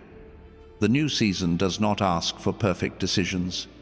Perfect decisions are not available. What is available is aligned decisions. And aligned decisions follow a simple principle that is harder to practice than it sounds. You move in the direction of what you know you are called to, with the information you have, at the pace the alignment asks for, without waiting for the certainty that the external world has not yet offered. You do not manufacture pace. You do not force the seed through the soil before the internal chemistry has done its work. But you do not hold the shoot back from the light once it has broken through, out of fear that the world will not be ready for it. The fear processing that this moment asks of you is not complicated. When the fear arrives, and it will arrive, you name it, not suppress it, not deny it, not argue yourself out of it, but name it accurately. What specifically is the fear? What is it protecting you from? What is it afraid will happen? And then, having named it, you ask whether the named thing is an actual risk in this situation or a habit of protection that belonged to the old season. Most of what you will find, when you do this honestly, is that the fear is old. That it was built in the wilderness season, and it served you there, and it has been faithfully protecting you ever since.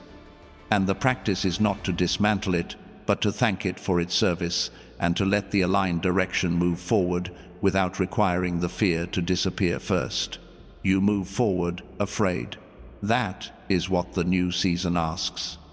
Not absence of fear, movement alongside it. Now, let me come back to the seed, because something has changed since we last visited it. The root system is fully formed. What grew underground in the dark is complete and deep and anchored into places that the tree will need when the storms come. And something has happened at the surface. Something has changed in the place where the earth meets the light. There is a crack. A small one. Almost nothing to look at from a distance. From a distance it would be easy to pass by and not notice it, but it is not nothing. It is the first and most important and most irreversible thing that can happen to a seed, because the seed that has cracked through the surface cannot be put back underground. The emergence that has begun cannot be undone. The chemistry that drove it across the threshold, from dormant to moving, from buried to reaching, is not reversible. You are the cracked surface. You are the first shoot. You are not still waiting to begin. You have already begun. And there is something I haven't told you yet. Something that is still ahead of us. Not a practical thing, not another tool. Something larger. The largest thing. Everything I've given you so far, the wilderness and what it built, the gamma and why you felt the gap the way you did, the 7 signs of the frequency returning, the architecture of how the new season actually works, the tools for navigating it, all of that has been context, necessary context, true and real and important context. But context is not the revelation. The revelation is the answer to a question I have not yet asked, a question about the purpose of all of it, not why you went through what you went through, we've covered that, but why the depth of it. Why the specific calibration of the preparation? Why the length of the formation was the length it was and not shorter? Why the particular capacities that were built were the ones that were built? Why you? The revelation is about what you were prepared for, not in the general sense of your own life and your own calling, in a specific sense that is larger than that, a sense that will change the shape of everything, including what shining actually means and who it's actually for. That is where we go next. And I want you to be prepared for the possibility that what I'm about to say is bigger than you've been allowing yourself to hold.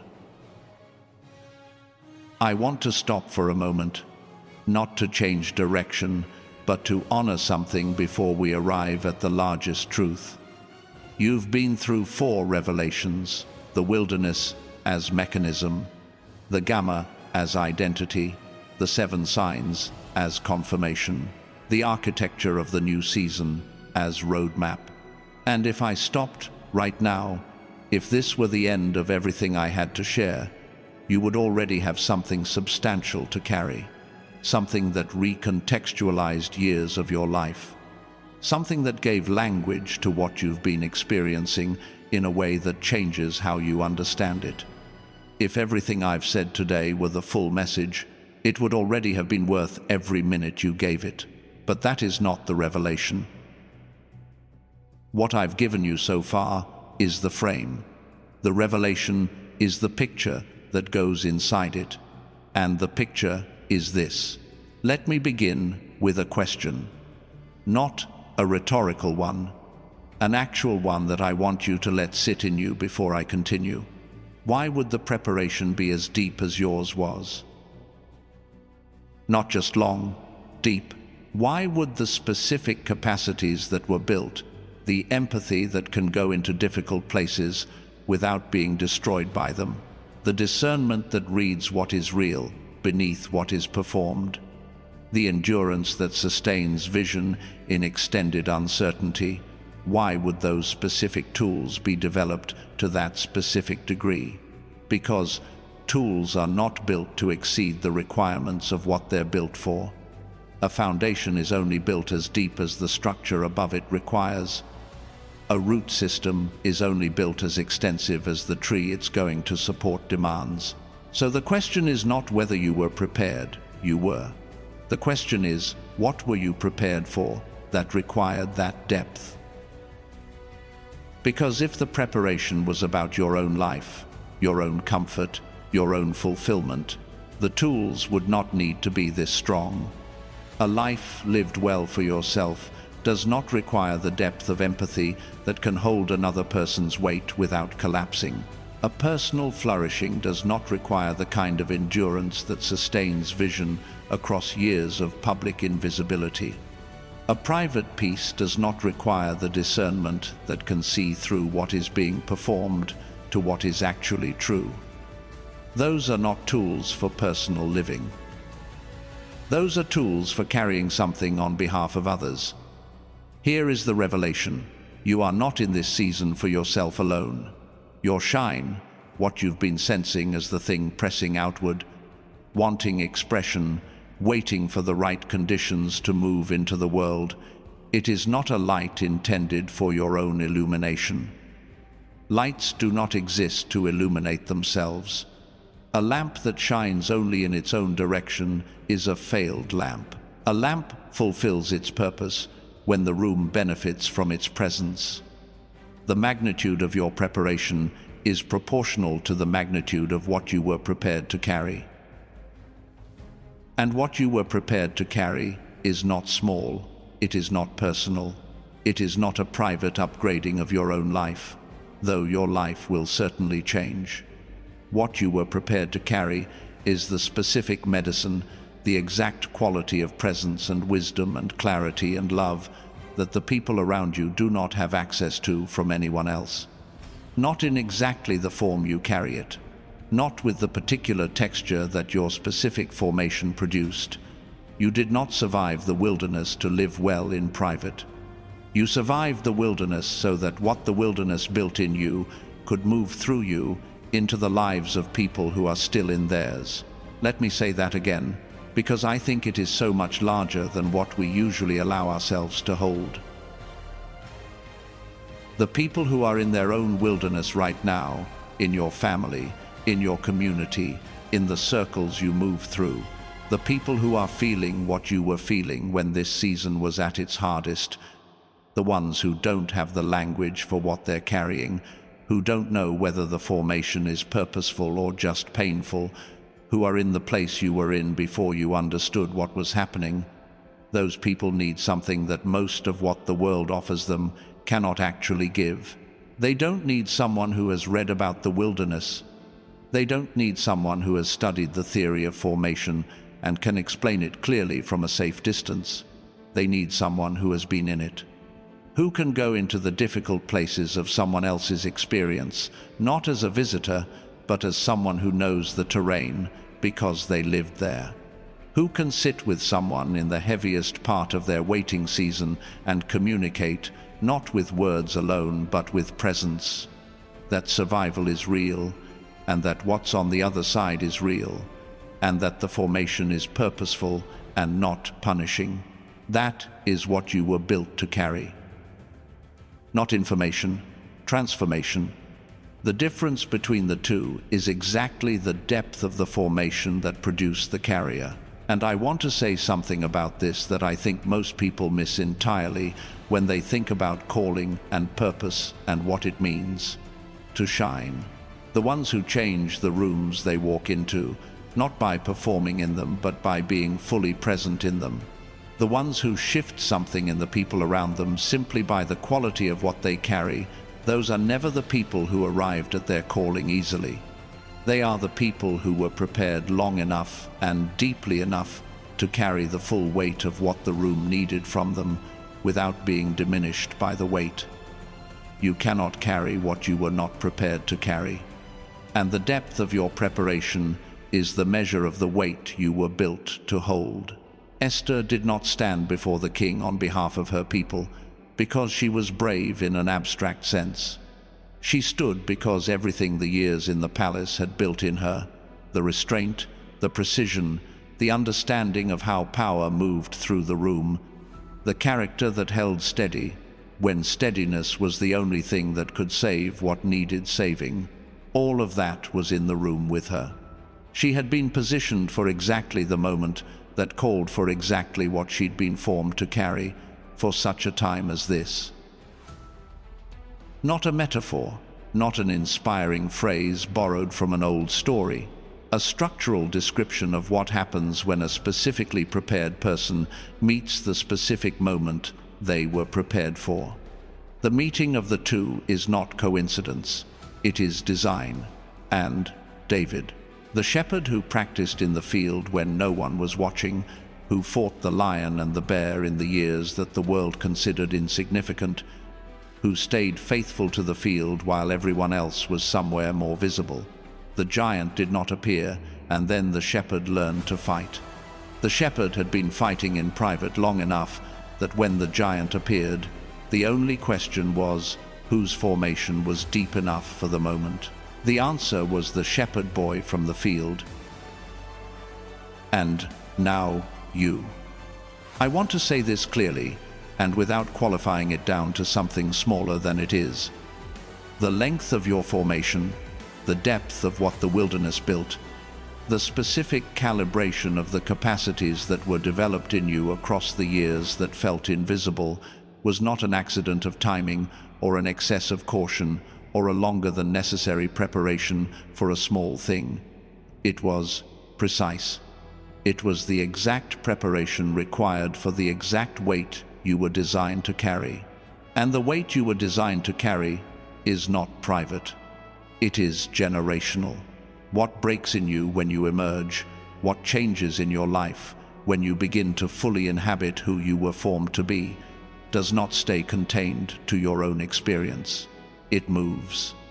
It moves through the people who encounter you, through the conversations you have, through the presence you carry into the rooms you walk into, through the children who are watching, even when you don't know they're watching, through the patterns in your family or your community that have been waiting for someone with the specific capacity to see them clearly enough to name them, and the specific formation to bear the cost of naming them.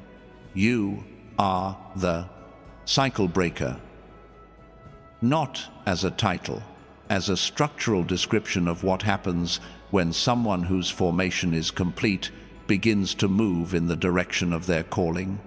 The cycle that has been running in your family, in your generation, in whatever sphere your life touches, has been waiting for someone who was prepared deeply enough to end it.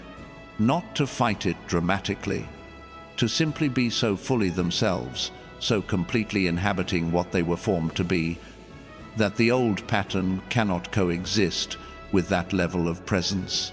That is what you are walking into.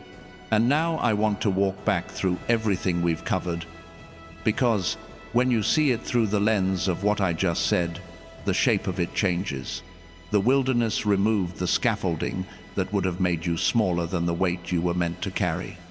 It cleared everything that would have collapsed under the full size of what was coming. The removal was not loss, it was precision. The gamma suppression and the decline effect created the gap, yes. But the original gamma was the reason the gap was so acute. And the original gamma, the frequency you were born into this world carrying, was the first indication of the size of what you were designed for. You felt it more because you were given more. And what you were given more of was not for you to keep, it was for you to carry through you into the world. The 7 signs told you the frequency is returning. But what returns when gamma returns is not just cognitive clarity or perceptual sharpness. What returns is the full capacity to carry the full weight of the calling, the tool reaching its operational state, the lamp returning to its full brightness, not for its own light, for the room. The architecture of the new season, the internal shift before external, the aligned action before external confirmation, the self-declared readiness. All of that is the practical map of how someone who was built for others actually begins to move in the direction of what they were built for, not waiting for permission, not waiting for confirmation, moving from the inside out. And the seed is the tree now. The root system that was invisible is what allows the tree to stand in the storm. The years underground were not the years before the tree existed. They were the years the tree was deciding what kind of tree it was going to be. And what it decided in the dark and the quiet and the pressure and the patience is a tree strong enough to provide shade for the people who will come and rest under it. That is you. Not someday, not eventually, not when the external world finally catches up to the internal reality. Now, the tree does not ask permission to stand. The tree stands because that is what trees do when the formation is complete and the threshold is crossed and the season has changed. The tree stands and the shade follows. You are the chosen one, not in the general sense of a category, in the specific sense of a person at a specific moment in history who carries something specific that a specific group of people needs. In the sense that the preparation was calibrated to the need, and the need is real, and the person it produced is standing at the edge of everything the preparation was for. And before I take you into the final part of this journey, the sealing, the declaration, the place where everything gets spoken over you with its full weight, I want to offer you something that lives at the intersection of everything we've been talking about, the gamma, the threshold, the reactivation, and the question of what helps someone cross it. When we come back together next time, I'll share everything about what we discussed. When it comes to that crossing, the specific tool I mentioned, the Princeton research in its full context, and how it connects to where you are right now and what it might mean for what is available to you. But first, there is a closing that belongs here. Something that needs to be said before we leave this revelation. Something that speaks over everything that has been understood. We are almost there. Something has settled in you since the last revelation. I can feel it in the way this part of the conversation wants to begin, not with urgency, not with building, with something quieter than that, the kind of quiet that arrives after something large has been understood, after the shape of something has finally become visible, and the mind is no longer working to grasp it, simply sitting with what it now holds. You've walked through something real. The wilderness and the precision of what it removed and built and aligned. The gamma and the truth about why the gap you felt was the size it was. The 7 signs and what they tell you about where you are. The architecture of the season you're entering and how to navigate it. And the revelation that recontextualized all of it, the one that showed you the size and the purpose of what you were prepared to carry. That is not a small thing to carry out of a conversation. And before I give you anything else, I want to give you the thing that makes all of it sustainable, not just meaningful in this moment, but livable. Because understanding something and inhabiting it are 2 different things. And what this season asks of you is not just that you understand who you are. It asks that you begin to speak over yourself in a way that keeps that understanding alive in the days when the external world is not confirming it. Because the external world will not always be confirming it. Not in the early part of this season. The tree has broken through the surface, yes, but the world around it has not yet adjusted to what is coming. The people closest to you may not yet see the shift. The circumstances of your daily life may still carry the texture of the old season more than the new one. And in those moments, in the ordinary Tuesday when nothing visible is different and the weight of the familiar wants to pull you back into the familiar story about yourself, you need something to say, not to perform, not to convince anyone, just to say to yourself, in the quiet of the early morning or the end of the day, or the middle of the drive when the silence gets loud. So, here is what I want to give you now. There are things that are true about you that do not require the external world to confirm them in order to remain true. And the practice of this season, one of the most important practices, is the daily act of declaring those things over yourself.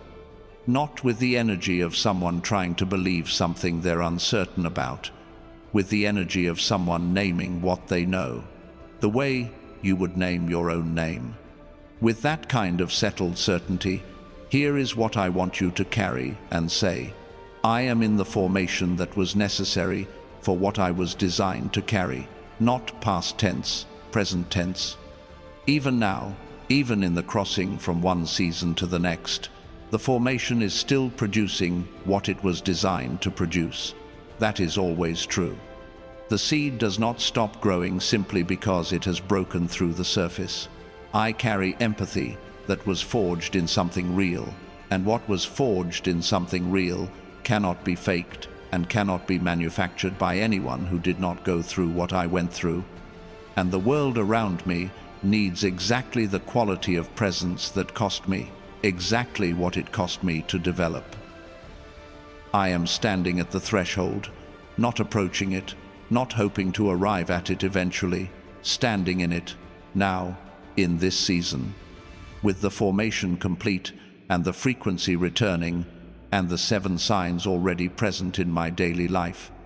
And the length of the preparation was the evidence of the size of the calling, not a sign of delay or punishment or something having gone wrong.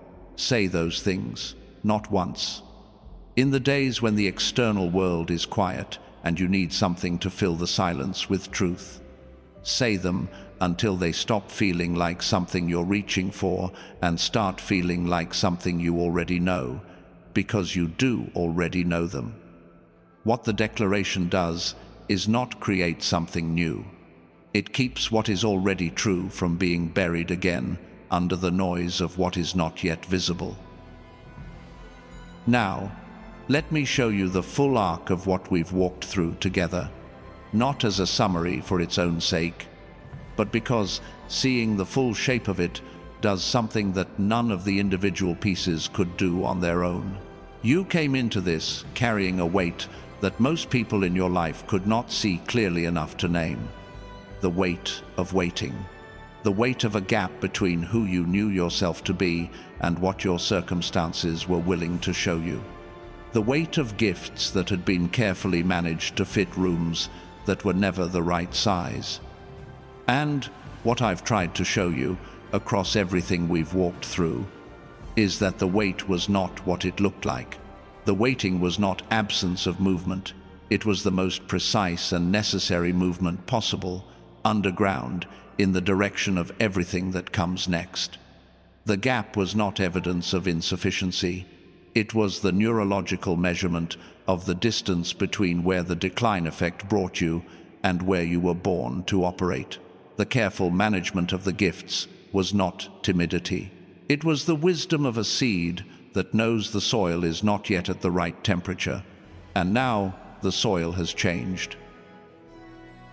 You came in carrying something you couldn't fully name, and you are leaving with a name for it, with a framework for it, with specific evidence that it is real, and with the largest truth of all sitting inside it, that what you were prepared to carry is not private, it is generational. It moves through you into the lives of the people who will encounter you in the season ahead. That is the arc. From the unnamed weight to the named calling, from the misread formation to the understood preparation, from the turned-down volume to the returning frequency. And from here, I want to tell you something I've been holding until this moment. Something that belongs here, in this place of integration, rather than earlier when it would have landed differently. I want to come back to the Princeton research. I told you about it at the end of our last time together, the work on the gamma threshold, the specific measurable crossing point when dormant gamma begins to permanently reactivate. And I told you that what the researchers identified as the most effective pathway to that threshold was not what most people expected. And I said, I would tell you more. So here is more. Here is why that research matters for you specifically, right now, in this specific season. You have arrived at the threshold through the wilderness. That is real. The 7 signs are the external evidence of an internal shift that has already begun. But here is something I want to be honest with you about, because I think honesty serves you better here than comfort. Crossing the threshold is not the same as sustaining the crossing. The seed that cracks through the soil still needs specific conditions to continue the emergence, not to create the growth that was built underground, that is done, that cannot be undone, but to support the movement upward into the light at the pace and with the strength that the emergence deserves. And one of the specific conditions is frequency. The gamma that is returning needs support. Needs, in the language of the research, a sustained signal that tells the brain it is safe to remain at the frequency it is returning to. There was a woman whose story I've been sitting with for a long time, because it is one of the clearest pictures I know of what this actually looks like in a real life. She was not a scientist. She was not someone who approached this from the intellectual angle at all. She had been through years of genuine seeking, meditation, long retreats, different frameworks for the spiritual life, practices she committed to with full seriousness and genuine hope. Each time something would open briefly, something would shift enough to give her a taste of the clarity she was reaching for, and then close again. The door almost open, and then not. She told me she wasn't looking for science when she finally found what she was looking for. She was just looking for the thing that would finally work. She came to it the way tired people often come to the things that finally help them, without much remaining expectation, with the particular openness that comes from having tried enough other things that the pride of the seeking has softened into simple willingness. And what she found was this. There was a neuroscientist named Dr. Robert Lake, 34 years spent studying the brain, specifically the mechanisms of brainwave entrainment, the documented process by which the brain synchronizes its own electrical activity to external frequency signals. He had spent a decade asking a specific question, not a philosophical one, a precise one. What is the most direct pathway to gamma reactivation in a brain that has undergone sustained suppression? Not the gradual pathway, the direct one. What he found was not a meditation practice, not a lifestyle protocol, not something that required years of consistent effort to produce an effect. It was a sound, a specific, carefully engineered audio track, 7 minutes long, designed to be listened to through headphones with the eyes closed, built using brain entrainment technology to deliver the exact frequency signal that the brain's electrical system can synchronize with directly. Not working through the slow mechanisms of belief change or lifestyle adjustment or gradual neurological retraining, working at the level of the signal itself. The brain hears the frequency. The brain synchronizes to the frequency. Gamma returns. Not as a metaphor, as a measurable, repeatable, laboratory-documented process. The researchers who used EEG monitoring during and after sessions with this technology documented gamma reactivation in brains that had shown significant suppression, not in years, not in months, beginning within a single session. What the woman I mentioned found 2 weeks after she began using it each morning was not what she expected to find. She expected to feel calmer, more focused. Something in that direction. What she actually experienced was the word she used was synchronicities, a feeling she described as the universe beginning to speak in a language she could suddenly hear. Like a channel that had been full of static for years had suddenly cleared. She described it not as feeling different, but as feeling like herself again. Like a version of herself she remembered from childhood, but had not been able to reach for a very long time. That is the language of gamma returning. Of the seed receiving the signal that says the conditions are right to continue the emergence. Now, I want to speak to something that might be moving through your mind right now. And I want to speak to it directly, not because I am trying to persuade you of something, but because I think it is honest to name it and to address it honestly. You might be thinking that you have tried things before. Sound healing, possibly. Meditation, different practices, different approaches, different promises, that something specific would produce the shift you were looking for. And that each time something either didn't work the way it was supposed to, or worked briefly and then faded, or seemed to help for a season without producing the lasting change that was being offered. And the natural response to that history is a specific kind of protective skepticism that is not cynicism, but is something close to it. The reasonable wariness of someone who has spent real hope on real things that produce something less than what was promised. If that is what is moving through you, I want you to hear this. What Dr. Lake built is not in the same category as those things. And I don't mean that as a dismissal of them. I mean it as a structural distinction. Meditation works through the slow mechanism of sustained practice, creating gradual neurological change. It is real, and it has value.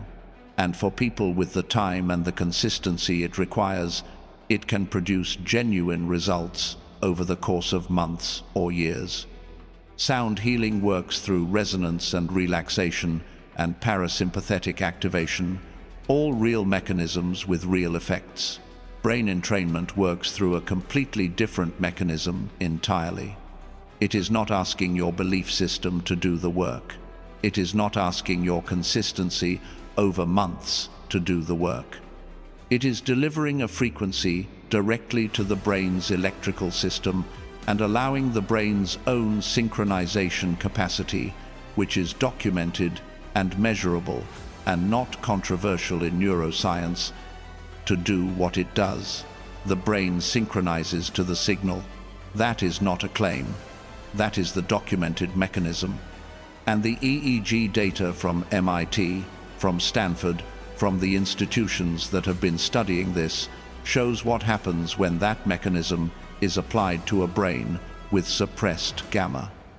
18,366 people have used what Dr. Lake built. Across different ages, different backgrounds, different degrees of suppression, different levels of skepticism going in. And what they reported, in the language of their own lives, tracked consistently with what the science would predict. Not magic. The mechanism working the way the mechanism works. And I want to address something else, because some of you are sitting with a very practical concern. $39 is real money. It is not an abstract number. And spending it on something, on anything, when the budget is what it is, when the margins are what they are, when you've already invested real resources in things that promised something and delivered less, is a decision that deserves to be made carefully. I respect that completely. So let me say this. The technology that Dr. Lake compressed into a 7-minute audio track, the same technology that used to require biofeedback therapy sessions at $300 per hour, or home equipment that runs close to $7,000, that technology is available to you at $39. Not $49, which is the standard price. $39, a price Dr. Lake established specifically for the audience of this video, for people he believes are the ones who are actually ready to receive it, because he wanted the financial barrier as small as possible for the people the tool was built for. That is what $39 gets you. But it also gets you more than that. When you receive the Genius song, you receive alongside it 4 additional things at no extra cost. An audio track called Genius Child, designed to help children activate the same gamma capacity before the decline effect takes hold, which means if you have children or grandchildren or young people in your life whose gamma you want to protect, that is included. A book, the original text that the film The Secret drew its concepts from, a more substantive and less well-known version of those ideas, valued at $20 on its own. A guided visualization that walks you through the 4 domains of your life: financial, relational, physical, purposeful, and helps you see what the gamma-activated version of each of them looks like.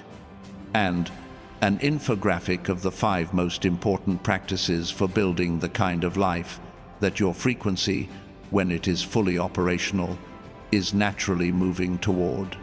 All of that with a complete money-back guarantee.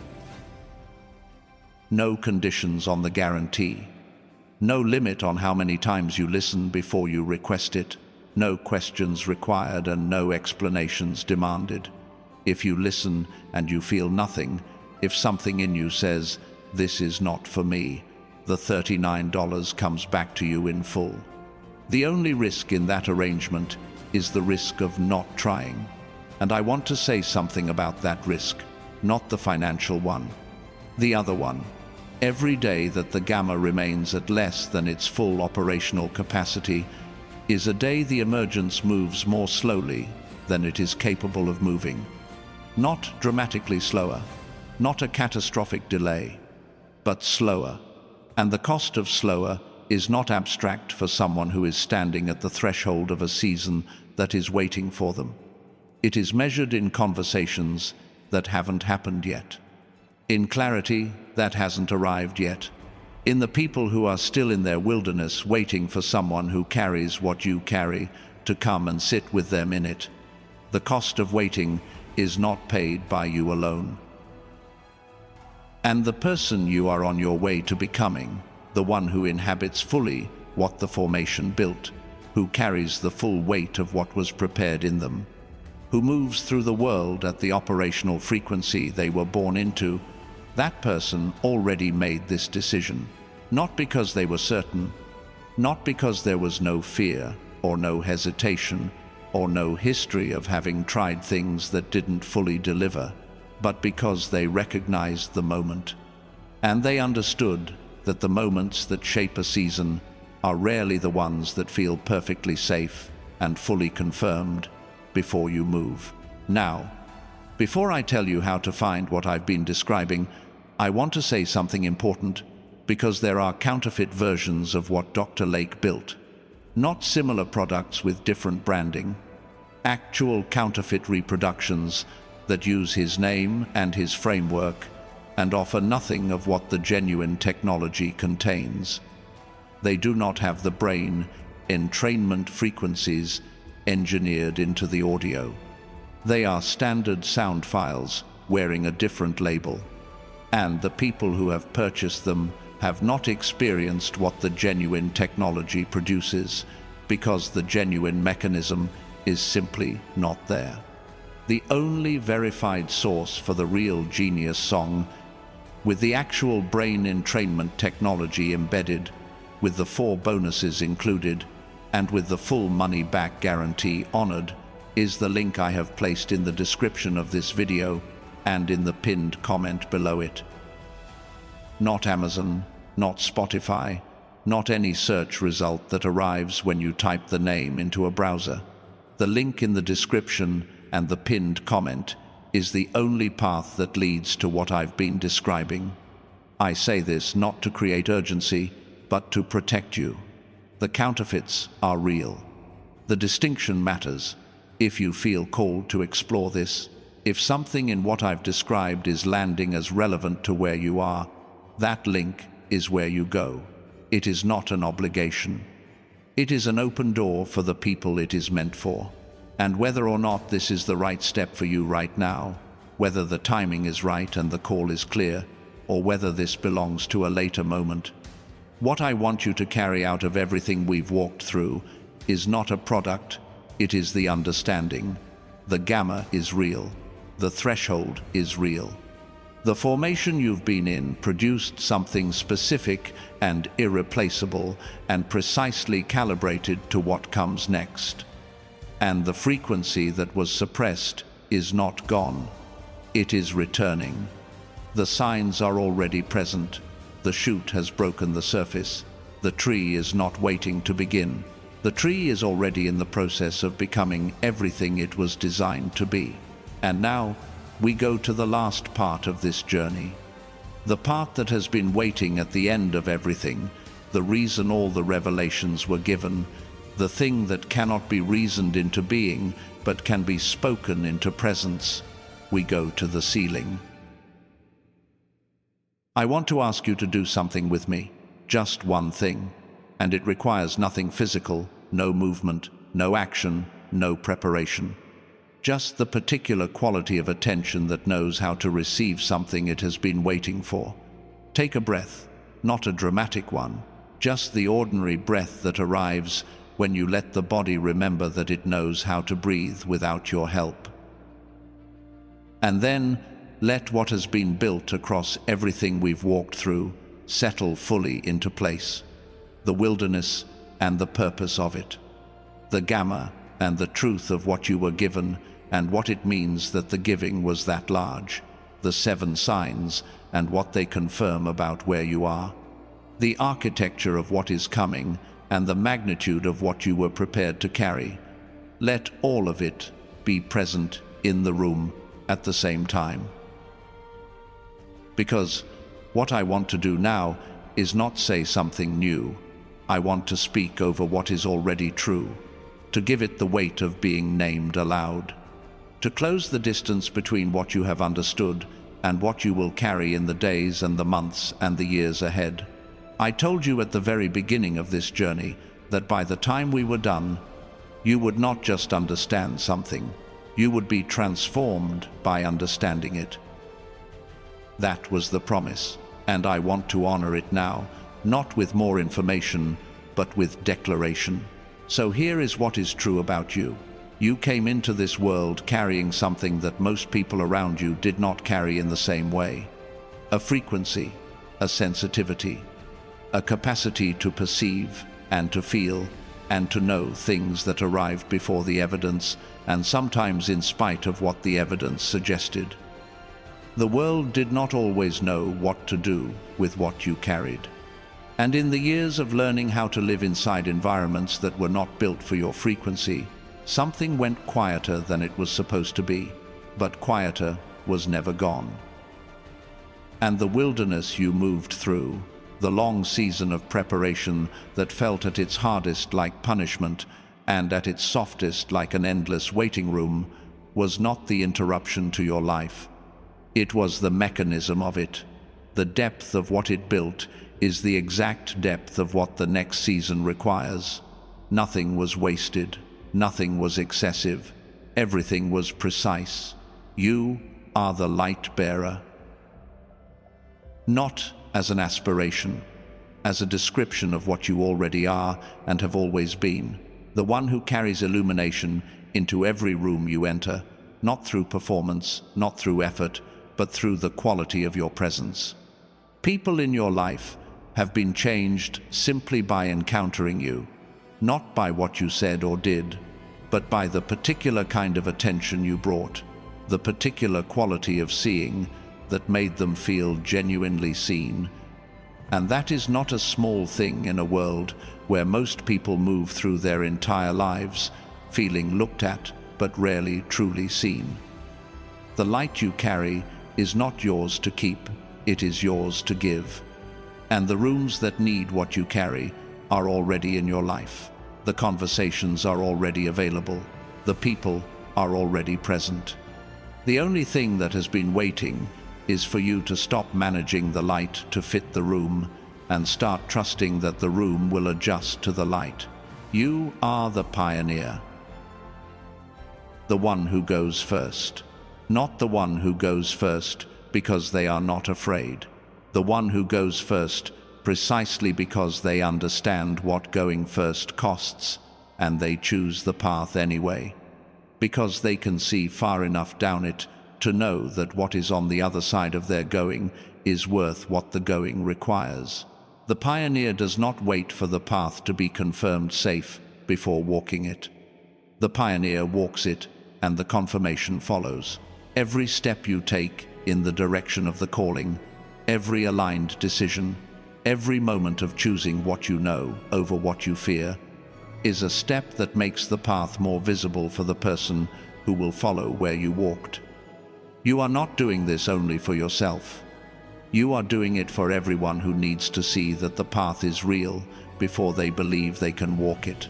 Your going first is a gift to everyone who comes after you. You are the seer. The one who perceived this moment coming long before anything visible confirmed it. The one who has carried the knowing through seasons where the knowing was the only thing that made sense of what was happening. The seer does not need the evidence to arrive before they trust what they see. They see first, and the evidence follows. And the world around you has been waiting, perhaps for longer than you know, for someone with the seer's capacity to name what is present before it becomes visible to everyone else. The things you have perceived about situations and people, and the direction things are moving that you were not sure how to trust, because no one around you seemed to be seeing the same thing. Those perceptions were not imagination. They were the seer operating at the frequency it was built for. And, in the season ahead, that capacity becomes one of the most important things you carry. You are the voice. Not because you are always the loudest person in the room, often the opposite. You are the voice because what you carry, when you finally say it in the way only you can say it, lands in the people who hear it in a way that nothing else could. The voice is not about volume. It is about precision. It is about the particular quality of truth that only comes from someone who has lived what they are speaking. Your formation gave you something to say that could not have been said without it. And the people who need to hear it They are not looking for the loudest voice. They are looking for the true one. Speak. Not perfectly, not when all the conditions are right. Now, in the conversations that are already available, in the forms of expression that are already accessible. The world does not need your voice to be polished. It needs your voice to be present. You are the cycle breaker.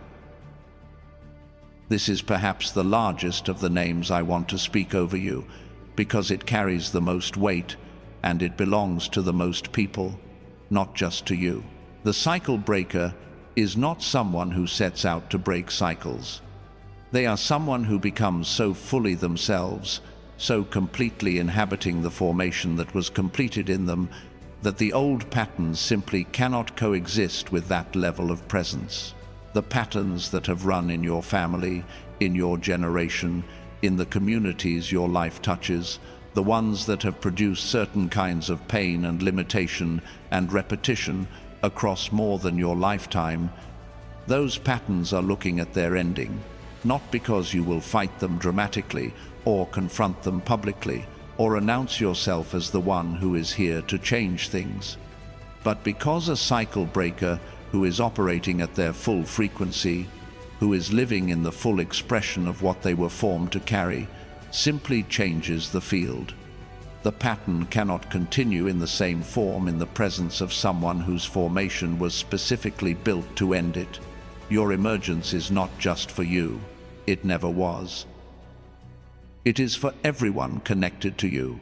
The children who are watching, even when they don't seem to be watching. The people in your family who have been living inside patterns they can feel but cannot see clearly enough to name. The ones who will encounter you in the season ahead and find in that encounter something they have been looking for without knowing they were looking for it. That is who you are. Not someday, not eventually, not when the external world has finished adjusting to the internal shift.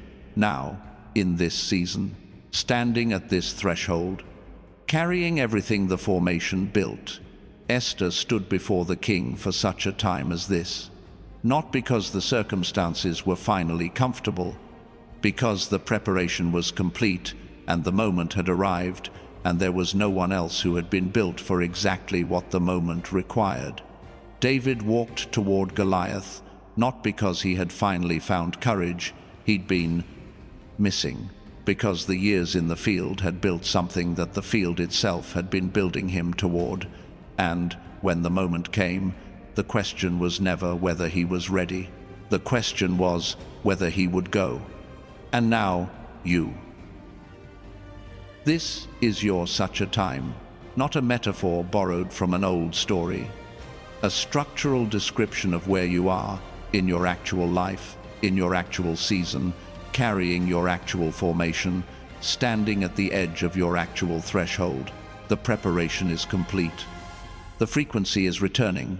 The tree has broken through the surface, and what the roots hold underground is deep enough and wide enough and anchored enough to support everything the tree was designed to become. You are ready. Not almost ready, not approaching readiness, not waiting for something external to confirm the readiness that is already present. Ready, the way Esther was ready, the way David was ready. The way the seed is ready when the internal chemistry has crossed the threshold and the emergence is not a possibility but an inevitability. What was spoken over you today does not leave this moment when the moment ends. It goes with you into the ordinary Tuesday, into the conversation that is harder than you expected, into the moment when the external world is quiet and you need something to fill the silence with truth. Let it be this: you were prepared, you were built, you are here for this, and your time to shine is not a future event you are moving toward. It is a present reality you are learning to inhabit. Go and inhabit it. Now, before I let you leave, I want to ask you something, just one small thing. If something in this journey landed, if even one piece of what we walked through together changed the shape of how you see yourself or the season you are in, I want to know. Type one word in the comments, just one. The word that names what shifted, not a sentence, not an explanation, one word. Let it be specific to you. Let it be whatever word arrives when you ask yourself, what is different now from what it was before this began? One word, that is all. And if you know someone right now, someone in your life who is in their own wilderness, who is carrying the weight of a long waiting without the language for what the waiting is actually building, I want to ask you to share this with them. Not because the content is exceptional, because they need to know that the wilderness is not a mistake. And sometimes the only way a person can receive that truth is when it comes from someone they trust, from you, through the simple act of saying, I found something and I thought of you. Your sharing might be exactly the sign they needed today. And for those who felt the call around what I shared, the genius song, the 7-minute gamma activation, the link is in the description and in the pinned comment below. It is there for the ones it is meant for. No pressure, just an open door. Now, one final thing, and I want to say it quietly, just between us, before this conversation fully closes. You stayed. Across all 8 parts of this, through the revelations that were large and the moments that were heavy, and the places that asked you to hold something bigger than what you came in expecting to hold, you stayed with it. You gave it your full attention. You chose this over everything else that was available to you across the hours this took. I want you to know that I do not take that lightly. The person who stayed through all of this is not the same person who clicked at the beginning, not because something was added to you, because something that was already in you was named, was confirmed, was given the weight it deserved. And that changes something, quietly, permanently. The tree does not announce that it is growing, it grows. And one day the shade appears, and people come and rest in it, and they do not ask how the tree got there, or how long it took, or what the roots went through underground to allow the branches to extend this far. They simply rest. And the tree, fully itself, doing exactly what it was designed to do, provides exactly what the people who come to it need. That is you. Your season is here. Go live it.